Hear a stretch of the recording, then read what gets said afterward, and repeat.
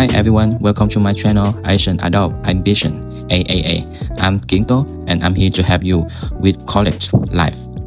Today we are talking about something we all struggle with: procrastination. Why do we do it? Why is it so hard to get started? And how can we stop? The answer is your brain, dopamine. In this podcast, we'll explore how dopamine affects your procrastination and how you can use this to study better.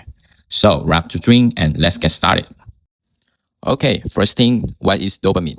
Dopamine is the natural transmitter, basically a chemical messenger in your brains. People often use the feel-good chemical because it's linked to pleasure and rewards.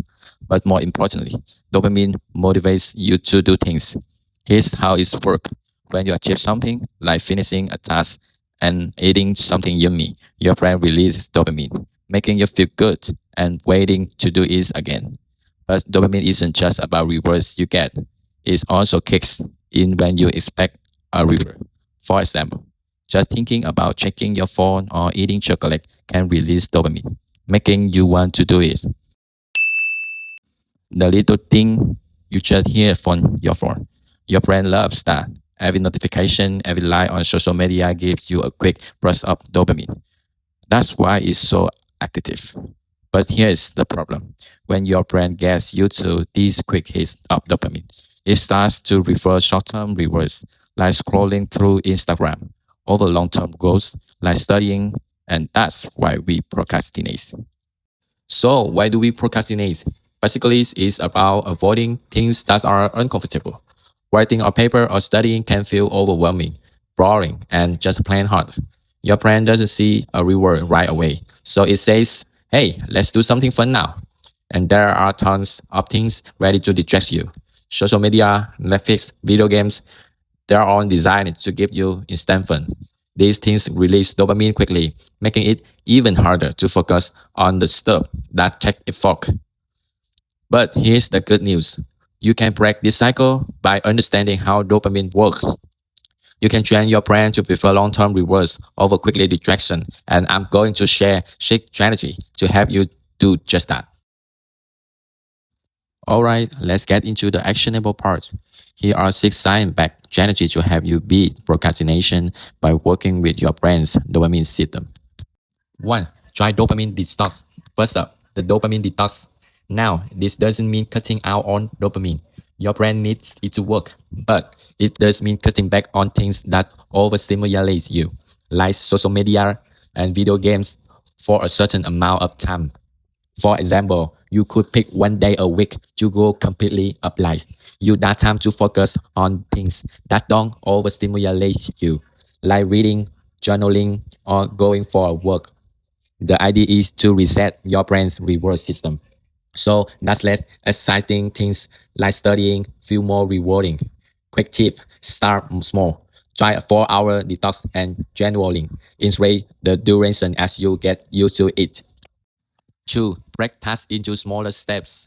Next up, break your tasks into smaller, easier steps. When you're looking at a hard project, it's easy to feel overwhelmed and just avoid it. But by breaking it down, you can create small wins that release dopamine. For example, if you're writing a research paper, don't think of it as one giant thing. Instead, focus on one step at a time. Researching, create an outline, write the introduction, and so on.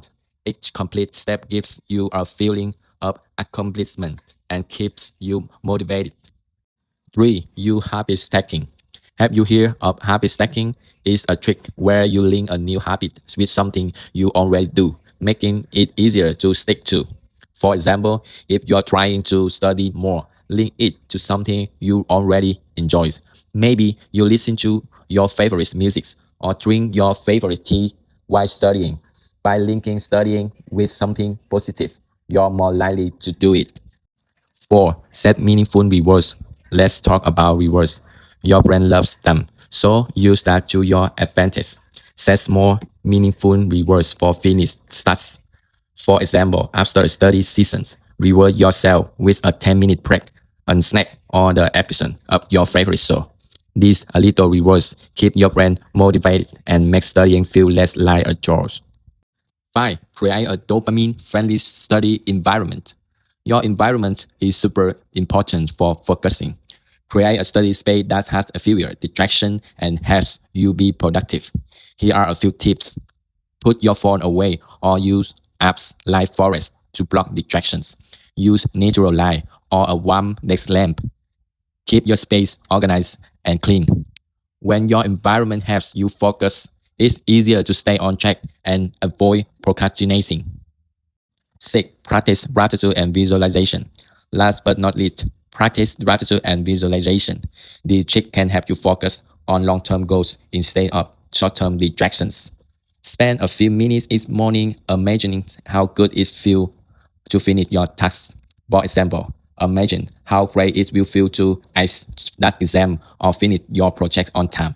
Also, try writing down 3 things you are grateful for each day.